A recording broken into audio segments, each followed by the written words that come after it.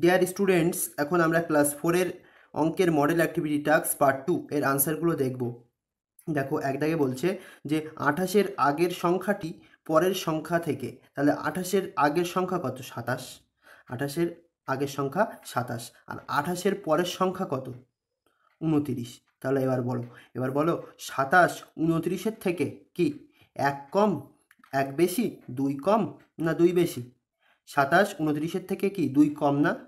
অর্থাৎ এই 29 থেকে যদি দুই কম করি তাহলেই তো 27 হবে। তাহলে আমরা বলবো যে 28-এর আগের সংখ্যাটি পরের সংখ্যা থেকে কি দুই কম, এটা টিক মেরে দেবে।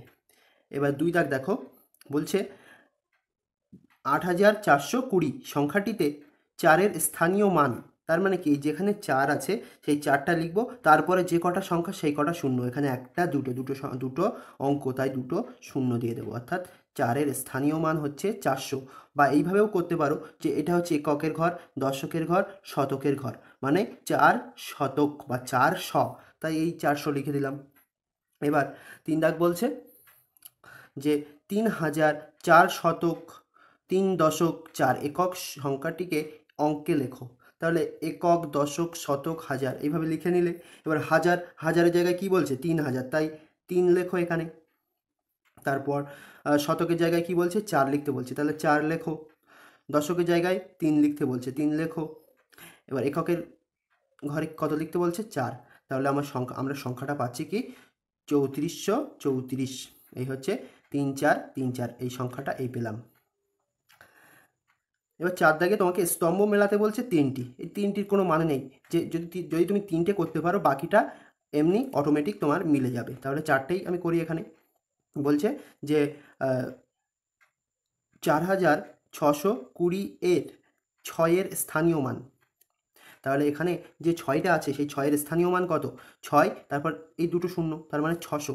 এর উত্তরটা কত হবে? 600। এই দেখো 600 আছে, তাহলে এর সঙ্গে এটা মিলিয়ে দাও। এখান থেকে এই 600-র সঙ্গে এটা মিলিয়ে দাও।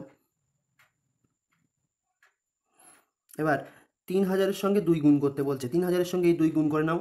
3000-এর সঙ্গে 2 গুণ করলে কত? 2 শূন্য শূন্য, 2 শূন্য শূন্য, 2 শূন্য শূন্য, আর 3 2 6, তাহলে কত হচ্ছে? 6000। তাহলে কোথায় 6000 আছে? এই 6000 আছে, তাহলে এর সঙ্গে এর মিলিয়ে দাও।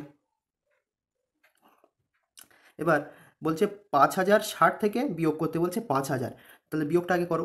5060 থেকে বিয়োগ করতে বলছে 5000। এই 0 থেকে 0 বিয়োগ করলে 0, 6 থেকে 0 বিয়োগ করলে 6, 0 থেকে 0 বিয়োগ করলে 0, আর এই 5 থেকে 5 বিয়োগ করলে 0। তাহলে এই 0 দুটোর বাম দিকে 0 দুটোর কোনো মূল্য নেই, তাহলে আসলে কত হচ্ছে? 60 হচ্ছে। তাহলে এখানে কোথায় 60 আছে? এই দেখো 60 আছে, তাহলে এইটার সঙ্গে মিলবে কোনটা?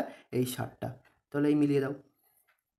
এবার বলছে এই যোগফল, এই 5302 আর 700 যোগ করলে, এখানে কার্ডের সাহায্যে করলে 1000-এর কার্ডের সংখ্যা, তাহলে এই যোগটা আগে করতে হবে। তখন তুমি যোগটা আগে করো, যে 5302 লিখলে আর 700 লিখলে, লিখে যোগ করো। 2 আর 0 যোগ করলে 2, 0 0 যোগ করলে 0, 3 আর 7 যোগ করলে 0, এই 3 আর 7 যোগ করলে 10, 10-এর 0 হাতে 1, 5, আর এই হাতে 1, 6।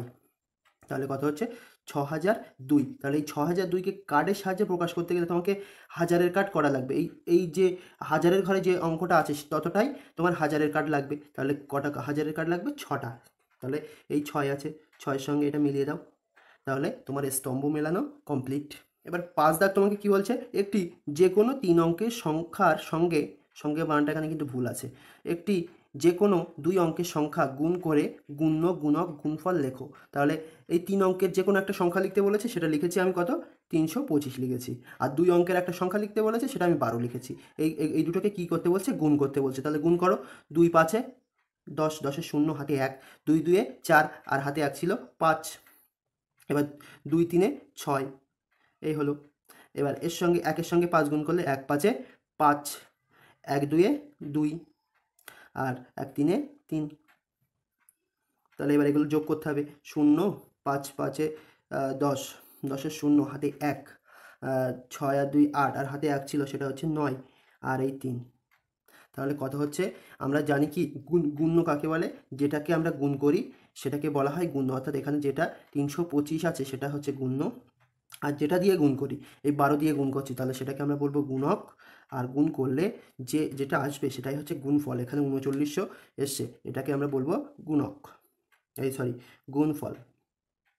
তাহলে এই পেয়ে গেলাম। তাহলে এইটুকু করলেই তোমার এই পার্ট টু যে কোশ্চেনগুলো দিয়েছিল তার আনসার হয়ে যাচ্ছে। আশা করছি তোমরা বুঝতে পারলে। যদি কোনো সমস্যা হয় অবশ্যই কমেন্ট করে জানিও। ওকে।